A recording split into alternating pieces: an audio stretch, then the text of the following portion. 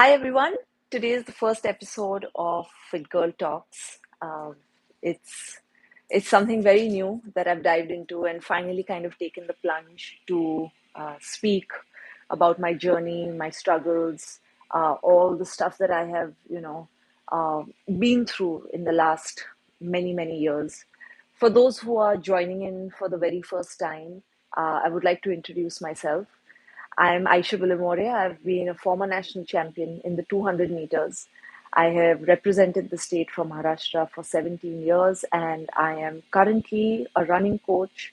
I specialize in biomechanics of running, and I also teach mat Pilates, stick mobility, and I'm here to talk about a little bit of sports psychology today and how I think the whole 20-25 years of my career have been well, I would say more downs than ups. I think definitely I have seen more of a downhill journey than uphill, but I think it was the downhill journey that really made me who I am today. And I think that's why a lot of people who feel inspired every time they hear my journey is not because what I have achieved, but also from how I overcame those struggles in the last many years. So I've got a few questions written down. Today, our topic is going to be expectations and failure. Very important, I think, to address very early on into our career. I think no matter what career path we choose, at what age you choose it, I think it's just so important to have very realistic expectations. My journey started off by chance. I was not really wanting to be an athlete. I wanted to be a dancer. My whole life was revolved around dancing. Wherever I went, I would just dance, be it a social gathering, family gathering, even by myself, just at home, I would be dancing. And it was that path that I wanted to choose for myself. But after I came back from boarding school at the age of 11, the school that I was a part of, Activity High School, asked me to take part in the sports day. And of course, that was my first race, my first gold medal in the fifth grade. And that's where we met Savio sir in our very first. I think that was no, not fifth. I think that was the sixth grade where we met Savio sir, and he said he told my father, Aisha's really good in running. Why don't you come bring her for athletics? And my father said, yeah, why not? She's good in running. Let's see where it goes. Of course, at that point of time, we were just doing it as a fun activity, as a extracurricular activity out of our school time and out of the hectic tuition schedule. So my father would take me for training every single day, Monday to Saturday, and we had a lot of fun. I think Savio's training was all about have fun, enjoy it, irrelevant of the medals or losses. Just running is such an exhilarating activity. So that's how we started off with athletics at the age of 11 and 12. And at the age of 13, I started competing in inter-school events. Thanks to Savio sir, he said, you've got to start getting out of school, you've got to start competing. And my dad was all in for it. We went and bought really nice shoes from Bata. That time I think they used to be called Pama or something like that. I'm not sure, but they were basically power shoes. They were called power shoes from Bata, and those were one of my first pairs of running shoes. Before, obviously, I moved from the chalk shoes, but it's since then that my father always thought that I was really good at running and excelling. He thought I would excel in running, which is why running suddenly started becoming a very important activity in our family. From the school into schools, at one point I got chosen for the nationals in Bangalore, and it was kind of an automatic selection. I had not competed in a state trial to go out and run the nationals. It was the ICSE school nationals, and a boy from my school and I was selected, and we were taken to Bangalore, which was where I got my first gold medal. So that was my first nationals, my first gold medal. And from there, my father felt very confident that I was capable of running for India. That was the seed of expectation that was set into me, that the next thing, he never forced me. but I think it was an emotion from him that always made him feel, or made me feel, that the next step was going to be representing India at the Olympics or at any international tournament. So from there, we started pushing that expectation boundary, and I kept believing that I wanted to be an Olympian. Of course, I was good in my younger days. I was winning all the nationals. I mean, I was winning all the state trials after that nationals. I was part of every single nationals, be it your DSO, junior nationals, open nationals. Even as a junior girl, I competed at the senior nationals as an 18-year-old. So the expectation then, which my father had set into me, became my expectation, with very poor understanding of what work was going to go into getting to that level of representing India. So the expectation became so much of pressure, that pressure kept building, building, building, building, and I kept thinking, I've got it, I've got it, I've got it. But probably the subconscious mind and the mind were not very well aligned at that point of time. I don't think I had the right understanding or the right knowledge of what it meant to be an Olympian. At the age of 19, I had a very life threatening accident, which, of course, some of you who've been following me on Instagram have read of it, know of it. But for those who don't and who are joining this live session for the first time, I had a very, very serious accident where I was knocked off on the bike. My dad and I were on the bike and we were knocked off by a car. And the left side of my body, from hip below, was sort of partially paralyzed. I had very little movement. I had very little, sensation in that leg. And that was the time that my hip was really impacted due to the hit. That hit was so severe, but we didn't know of that injury, of the hip injury, for a very long time. All our focus was on the leg. Of course, in those years, we had no real knowledge of physiotherapy. It was just about going to a regular doctor or a GP. So nobody really guided us as to how we can go further into getting the right kind of rehabilitation. So luckily with Ayurveda, I was kind of cured very quickly with all the external bruises, but the internal bruises were the ones that we couldn't, tap in for a very, very long time. Then in 2008, after I finished college, I joined Key Gym as a gym instructor, and that's where I met my very, very dear friend John Gloucester, who's now one of my closest friends. He's a mentor, he's a guide, he's just an amazing life coach, and he's been with me, right, I think, yeah, since I was 21 now. We've had a very, very long standing relationship of friendship, and he has always been there for me, no matter what. Downfall, highs, mid, nothing has ever bothered him and our friendship. Because even if I have a fever, the first person I call is John. That's the kind of relationship I've had with John. So it's been with him, it's been very long standing, and he was the first person who, when he saw me, he said, your hip alignment is off and there seems to be a lot of imbalance going on in your hip. So he treated me, he did a bit of rehab, gave me a lot of rehab exercises. I started getting fitter and stronger, and then from there on he sent me to this coach in Australia, Gavin, who has changed my life for the better. I think the whole expectation versus failure understanding came to me when I was training in Australia. So initially, Gavin was not very ready to take me for training. We wrote several letters to him. I would write letters. Then that didn't work, so I wrote emails to him. And he was very hesitant because it was a very short time to get to the 2010 Commonwealth Games and then the London Olympics in 2012. So he thought there would have been a lot of rush. He said, I can't take you so soon. It's too much. You may not be prepared for it.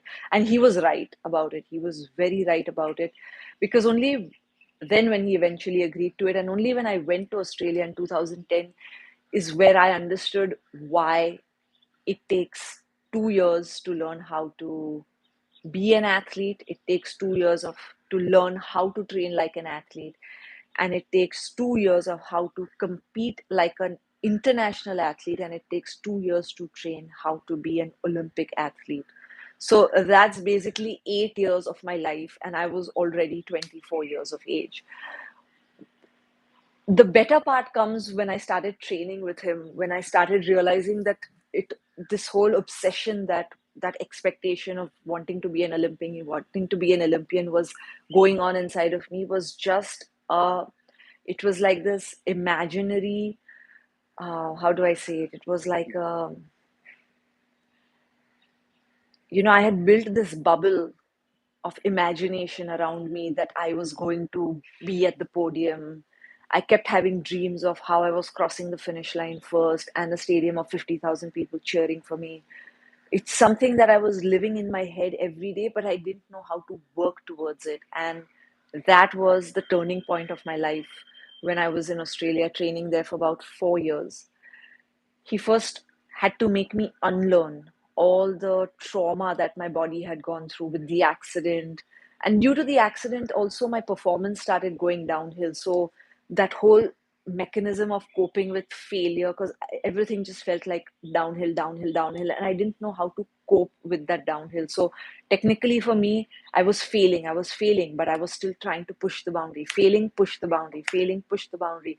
So he had to really kind of get me out of that zone where I was confusing my body as to what I wanted and how much I could push it.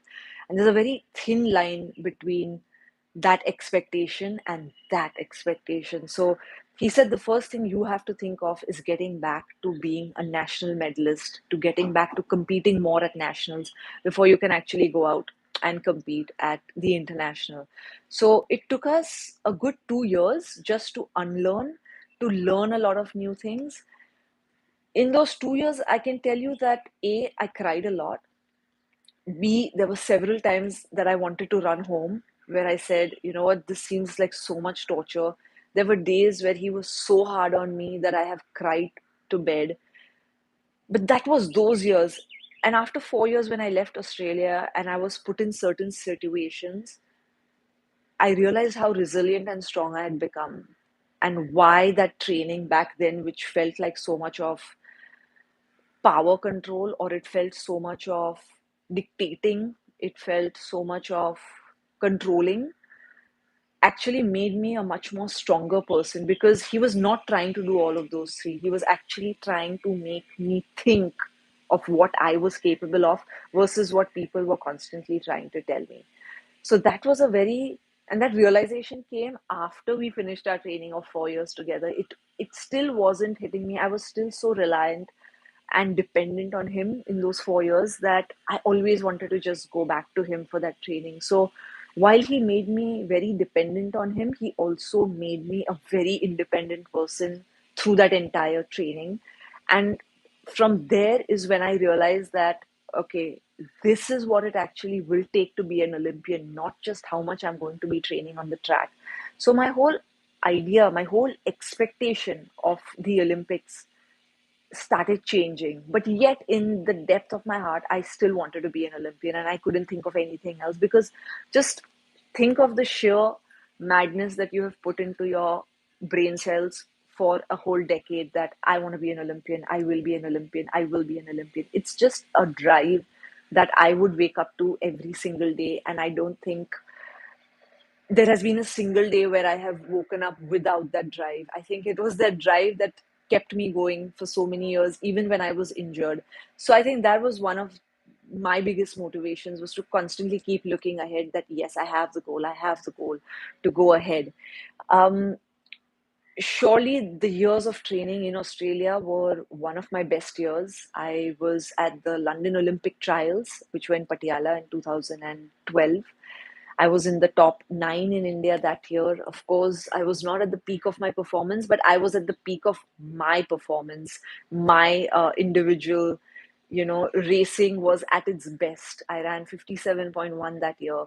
It was still not the time to make a cut, even for the relay. But I think I was really happy with myself. And I remember Gavin once telling me, "You've got it. You have it, what it takes to be an Olympian, and you're gonna make it. But you're gonna need a lot of training, very smart training. You're gonna always need a very strong team who will also have to keep you up physically. Because of the accident, I had a lot of issues in my spine. So it wasn't just go out, train hard, train hard, train hard, and you're going to make it. It's about train hard, but train smart. It was about train hard, but get the right physio constantly. I needed someone to fix me along with the training.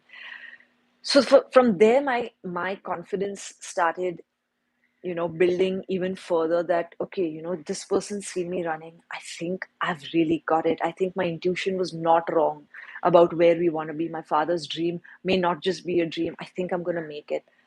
So from there, my expectations really started, like, I was pushing my boundaries. Then I moved back to India in 2014 January, and of course I had to work. Bank balance was over. I had no money. I had no job. I was training people individually at that time. I was a coach and I was doing massage therapy, but that wasn't just enough money, to make it through day to day activities. I needed to fill up my bank balance. So I had to start working as soon as I came back. And everything that Gavin taught me in these 4 years was what I went and eventually taught to people.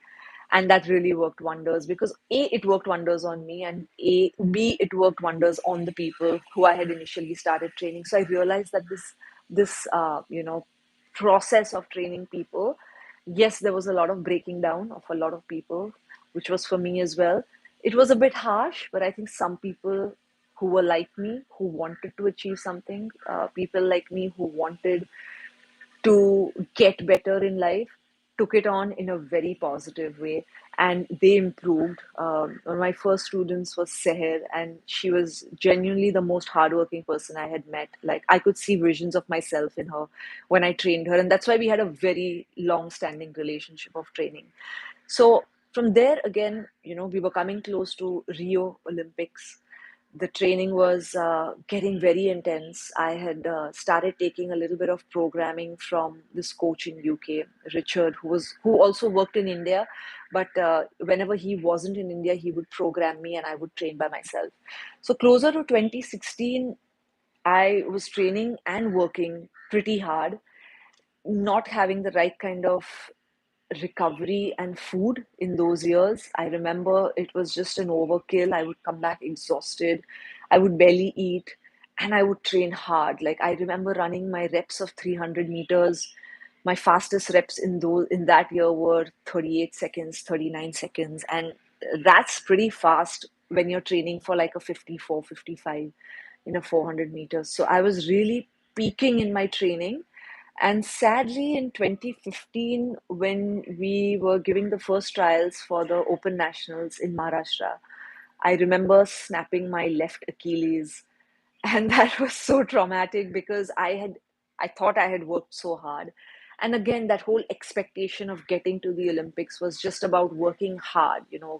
When I was with Gavin, I was working hard and smart, and I love that I had that mentorship hand on my head. But when I was by myself, it was again just coming back to working hard like an absolute crazy person. So of course that didn't help. From 2015 is where my downfall started. I kept on going downhill. I kept on going downhill. And that's where I really come to, my next question is that I had success very quickly. And I also went down very quickly in my early years as well. So, how did I cope with all of that at a very young age? So, I can say my young age of athletics was between the age of 15 to about 27. Saw very quickly, saw a lot of uphills, but also when it started going downhill from 2015, then it just seemed like one big pothole of failure. And it was so, I was failing so miserably that I almost didn't know how to come out of it, and I kept drowning in it and drowning in and drowning in it. I would try to compete, I would get injured again. I would try to go out and run, I would get injured again. So after my Achilles, I just, tried this trial and error, and I kept falling, falling, falling till I said, okay, you know what, I've got to stop sprinting completely. It's not happening anymore. Um, and then I was approached by Adidas to represent them in some distance races, and they signed me on board as an influencer and ambassador and all of that. And in that, they got me to running distance. So I ran 5 and 10 Ks. Now, when I started doing 5 and 10Ks, my stamina improved, my endurance was getting better. I got back to strength training, and I also got my confidence to get back on track. So in 2018, I found a German coach, and he invited me to Berlin to train with him. So I went to Berlin for a 2 month training camp with him, and it was really good. We got back to doing some sprints training. He was slowly kind of molding my body to come back to sprinting because at the end, I didn't want to be an endurance running. I wanted to always be a sprinter, and at the back of my head, it was always about I still have to make it to the Olympics. Like it's not over yet. So if you see the history of events, it's really not coming down to how well I trained. It was all about the obsession. I was so obsessed with that goal that I actually forgot that the journey was supposed to be the best part of the goal, not the goal. And of course, that understanding came very late in my life. By then, I was really kind of crashing further down. Training with the German coach was, I think, even more destructive for my body than the training I had done in the past. So from there, my expectations, because also I was crossing an age where I had almost come into my 30s, I was really panicking. I constantly had anxiety. At that point of time, I didn't even have anyone to talk to. There were days where I would just have severe breakdown. There were times where I was so depressed because I was trying to train hard, but there was no way ahead. It was probably the biggest kind of, slump in my entire career of athletics where I was trying to make this comeback but dip. Oh, little few sessions were good. Boom, dip, dip, dip. I was just dipping down and down and down constantly, and just having that madness that I have to be an Olympian. So for me, um, I think one of the bigger causes of depression were not that I didn't become an Olympian, but I think one of the bigger causes of that was that I didn't work hard enough. I didn't work smart enough. Like, I think more than hard, smart. I was working very hard, but not smartly. Like, I should have taken care of my body more. I should have seen a therapist then of how they could help me just, undo that negativity and that pain that I was carrying in my body. Because the thing with things like anxiety, depression, um, even fear, is that you feel it. You can feel it, you can see it, but it's not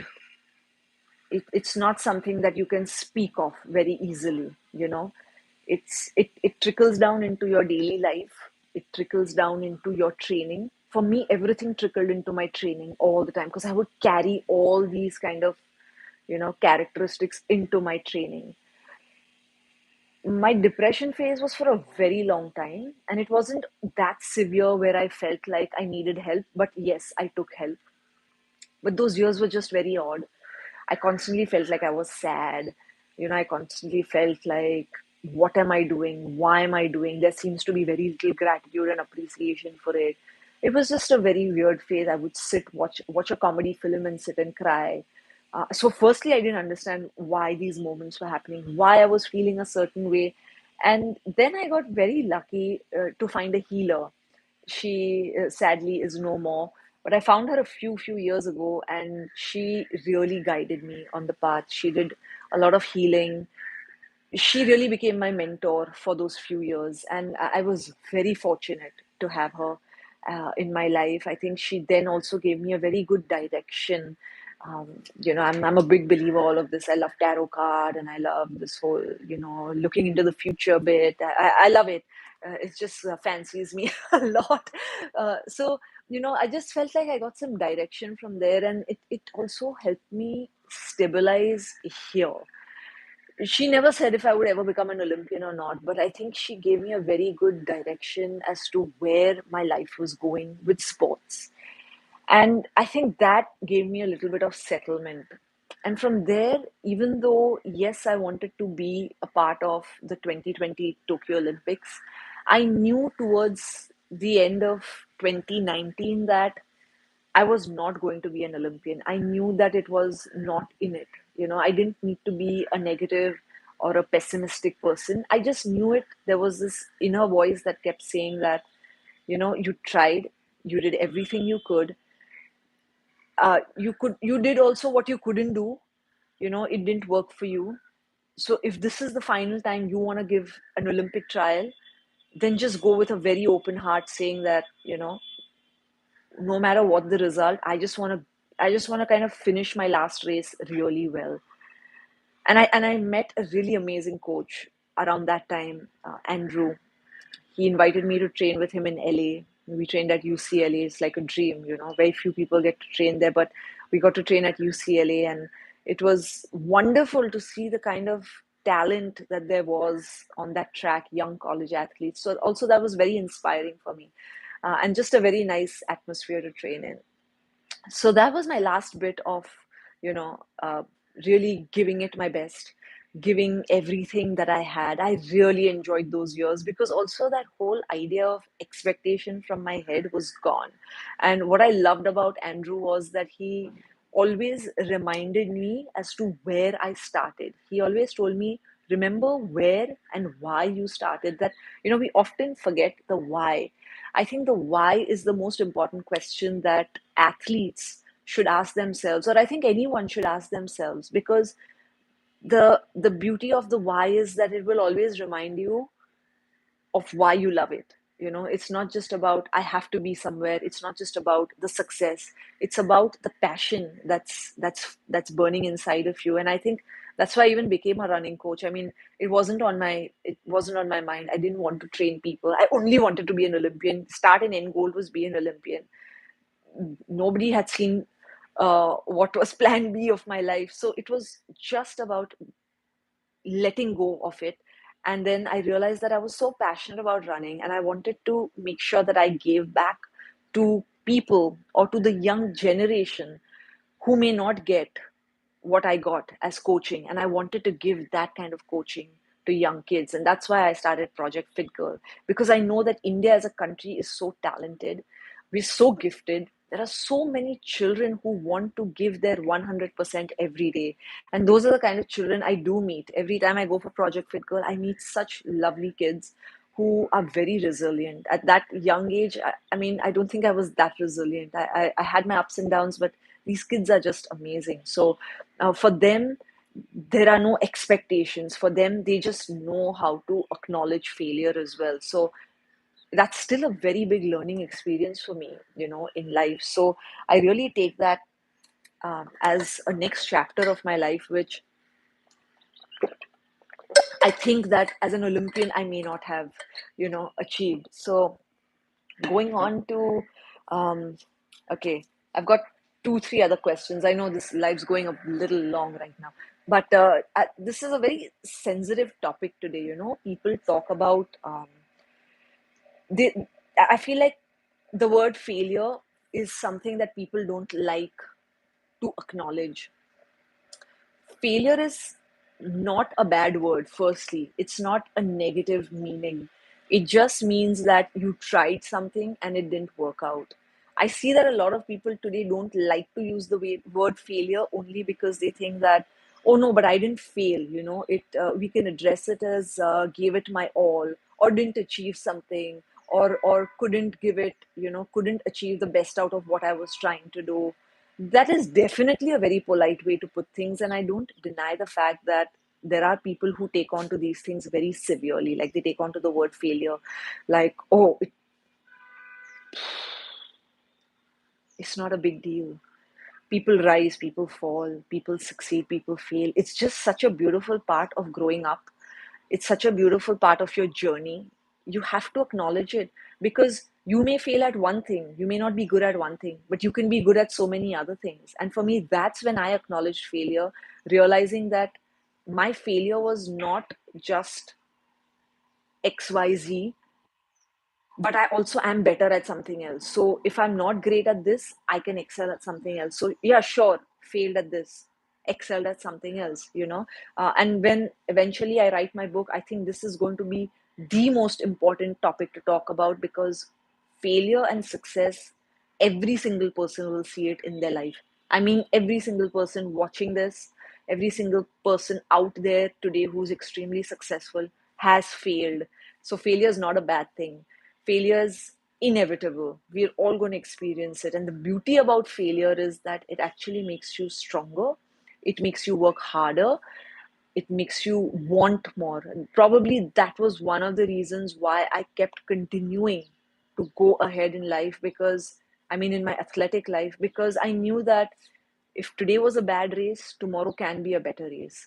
And if tomorrow's a bad race, the following race is going to get better. So it's never going to be about how badly I failed, but it's always going to be about how well I can do tomorrow. So for me, that's how I addressed failure, and that's how I really got, at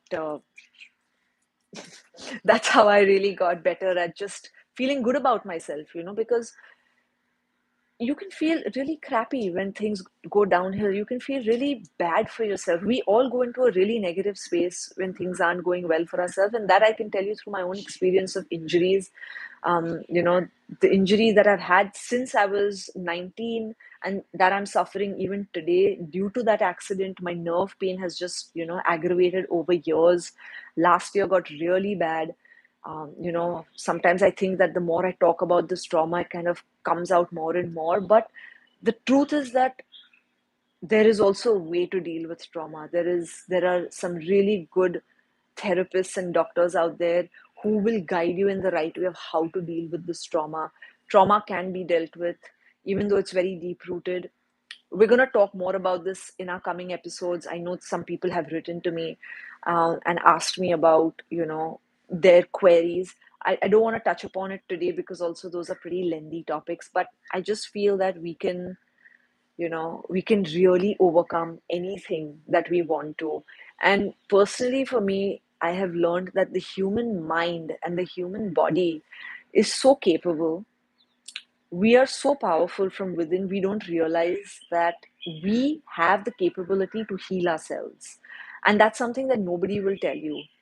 We've got a very strong inbuilt willpower, and that's you and me, not just Kathy Freeman, not just Usain Bolt, not just Michael Johnson, not just Michael Jordan. Every single human being has that inbuilt willpower that will make them shine in their own way. So don't ever feel like you didn't achieve something because you were not good at it. Maybe, sure, but you'll be better at this. So always, look ahead. Injuries come, they go, because all good things also come to an end and all bad things also come to an end. So for me, I don't think I have ever, yes, surely I felt really crappy after having these injuries, and I just felt like, no, not this time again. Oh, everything's going so well. Why? You know, but I've asked myself that whole question of why me. I think I only asked that question once in my life, that why me, and then I quickly realized, in Agassi's book, Open, there's a very lovely line that says, when I'm winning, I never question the universe, why me? So why should I question the universe, why me, when I've failed? That was a really big eye opener for me also, because I had many downfalls and I felt like that question shouldn't be asked. I asked that once when I was younger, especially when my accident happened. I was at the peak then, and then I was like, oh, why me? What did I do to deserve this? Mm, no, it's all part of the game. It's all part of the journey. Ups, downs, highs, lows, sideways, lateral, longitude. Everything is going to happen right here. You're going to overcome it. You're going to learn from it. And you're definitely going to become stronger and more resilient. So that's the beauty about failures. That's also the beauty about expectations. That is also the beauty about any form of, if anybody has too much anxiousness, if somebody has fear. I think the beauty about all of these is that when you address it from the other side, you see how much stronger you come out of it. So that's been my journey. And wow, I have spoken for very long. Now I'm going to take any questions that you all have. I think, oh,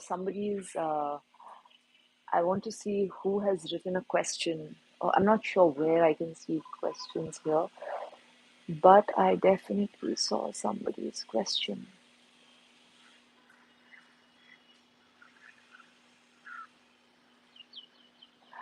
Um, oh, Nitin. Hi, Nitin. Thanks for joining in. Oh, that's really sweet of you. Thank you. Of course, but you have to stay positive because, see, the difference between staying positive, being positive, and doing positive are also very, very important. And I can tell you that I can also be a very negative person in my life. It's very natural when your life is kind of crumbling downhill with so much pain. You just have so many negative thoughts coming into your head. But the truth is that none of this lasts long enough. So, what's the point of going or wallowing in your sorrows? It's not worth it, right? Life goes on, things go on, everything will keep going on. You just have to see how you pull yourself out of it. So, there is absolutely no way that you can be negative about a situation because it's just, I feel like it just adds on to more time of your healing. So you'd rather stay positive, you'd rather do positive, you'd rather keep looking ahead and keep doing what you're doing. So, yep, that's about it. It's a wrap from my end, and just want to say a big thank you to all of you who joined. I'm going to be saving this live. You can share it with whoever you like. I know that today I've spoken a lot, but we're going to make it a little more question answer round the next time you're here. um, okay, I'm just reading some more. How do I, ouch, oh wait, oh, I'm not able to read these questions. um, oh, Kanan says, oh, how sweet, thank you. Thank you so much. That's very sweet of you all. That's a very positive end actually to this live.